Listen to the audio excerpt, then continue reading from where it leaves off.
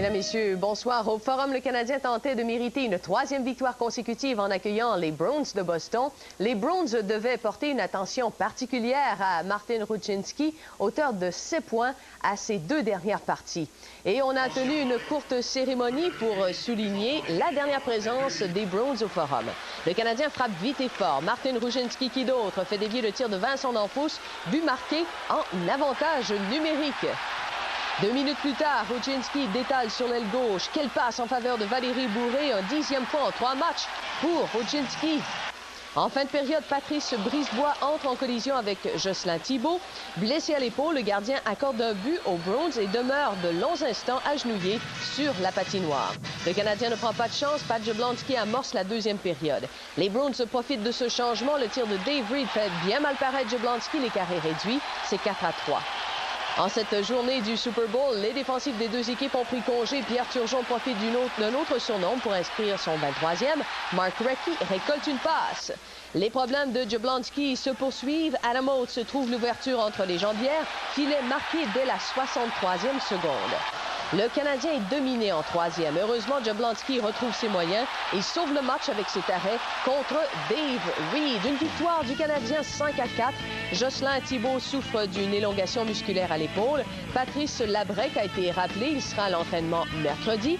Il s'agit de la première fois depuis novembre que le Canadien gagne 3 matchs de suite. Et pour ce qui est des Browns, eh bien, ils ont dominé 19-2 au chapitre des tirs au but en 3e. Relativement bien au cours des 2 premières périodes, grâce entre autres à une attaque bien équilibrée chez le Canadien. Mais en 3e, le tourbillon servi par les Browns a failli tout emporter. Vraiment, il s'en est fallu de peu. Nous, en 3e période, tout ce qu'on a fait, on s'est défendu. Il ne faut pas chercher midi 14 heures. On s'est défendu. Et vers la fin du match, une situation qu'il n'y a aucun entraîneur qui veut voir, avec, je pense qu'il y avait 15 secondes à faire ou 30 secondes à faire dans le match. Voir Raymond Bourque avec la rondelle à une quinzaine de pieds du filet s'élancer et la rondelle qui dévie. Et on voulait essayer de protéger notre avance, mais je trouve que ça n'a pas vraiment fonctionné. Je trouve qu'on donnait trop la ligne bleue, on reculait trop, puis ils ont eu des bonnes chances de marquer. Puis c'était temps que ça finisse à la fin, parce que ça tourbillonnait pas mal. Mais ce que j'ai aimé de notre équipe ce soir, c'est que tous les trios, ou les trois trios ont participé. Encore ce soir, Rucinski avec 2 buts. Damphousse a joué un très bon match, en défensive, en attaque.